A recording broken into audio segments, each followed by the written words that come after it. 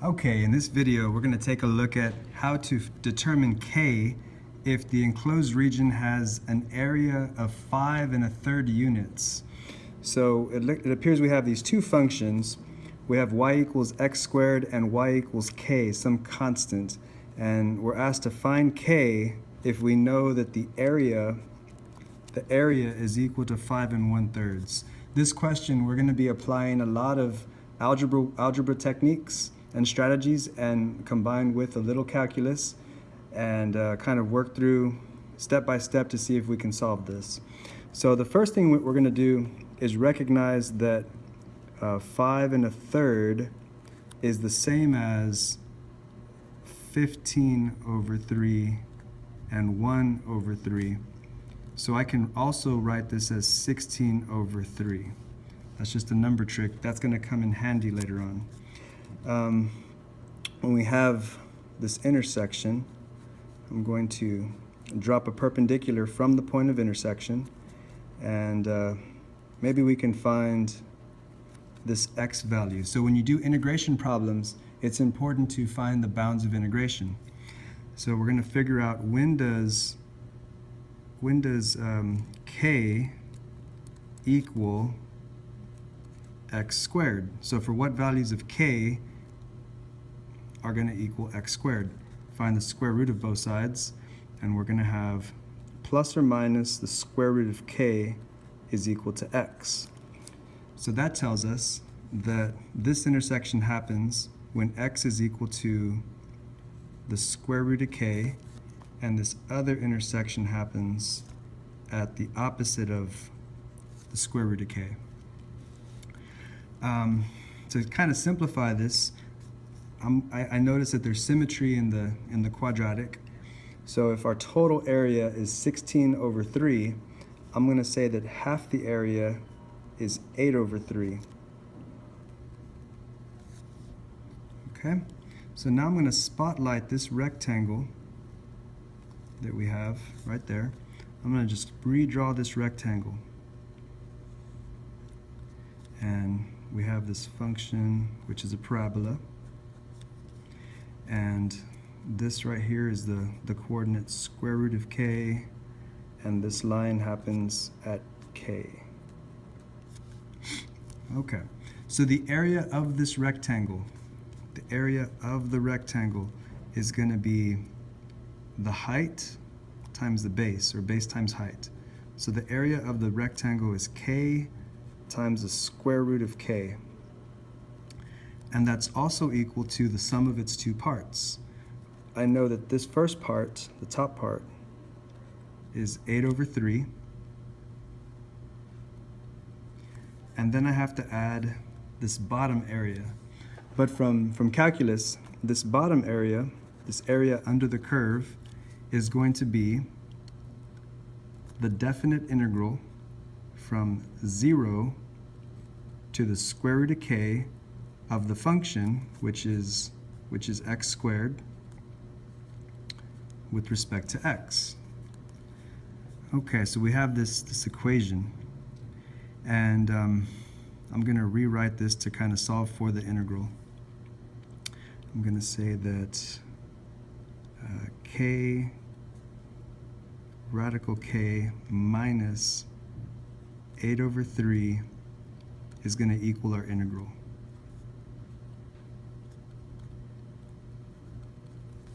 Okay, so just subtract 8/3 from both sides. Next step, we're going to evaluate the antiderivative. Antiderivative of x squared is going to be x to the third divided by 3. This is a definite integral, so I need to evaluate from 0 to the square root of k. And that's going to be x cubed. So we'll have square root of k cubed over 3, and then subtract when you plug in 0. So 0 cubed is 0. If the numerator is 0, we're subtracting 0. So I'm going to bring this down. K, radical k, minus 8/3. So this right here is an equation. One equation with one variable we should be able to solve. We're going to need some algebra tricks at this point. To get rid of the fraction, I'm going to multiply both sides of the equation by 3. So that would give me 3k radical k minus 8, and then that would equal the square root of k cubed. All right, so off to the side, I'm going to use some algebra and figure out exactly what does this square root of k cubed mean. And square root of k cubed is the same as the square root of k times the square root of k times the square root of k. Square root of k times the square root of k is k, and there we go. We have this this key, this equality that's going to help us solve the rest of the problem. So k radical k is equal to square root of k cubed. So I'm going to make that substitution happen. I'm going to write 3 times square root of k cubed minus 8 is equal to square root of k cubed. At this point, I'm going to get the k's on one side, get the number on the other. So I'm going to have 3 square root of k cubed minus 1 square root of k cubed, and that'll equal 8. So now it's going to turn into a subtraction, and when we subtract in math, we have to have the same things.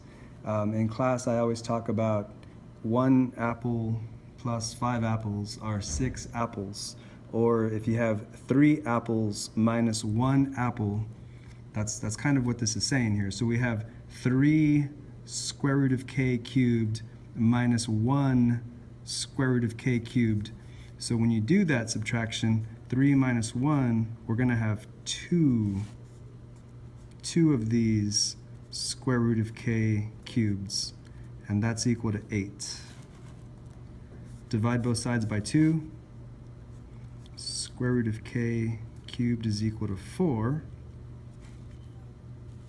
Get the cube root of both sides. So I now have square root of k is equal to the cube root of 4. And then we're going to square both sides. So when we're going to square this, it's going to be, put over here in my notes, it's the cube root of 4 squared.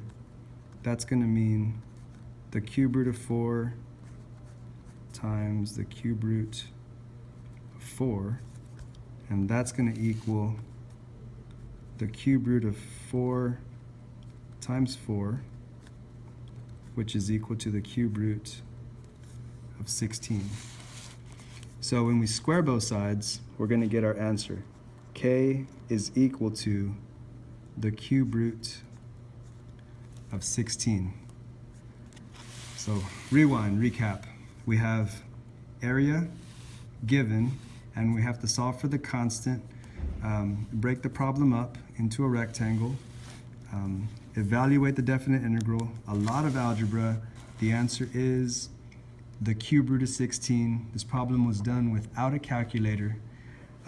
Watch it many times, study hard. This is Mr. Martinez. Thank you for watching.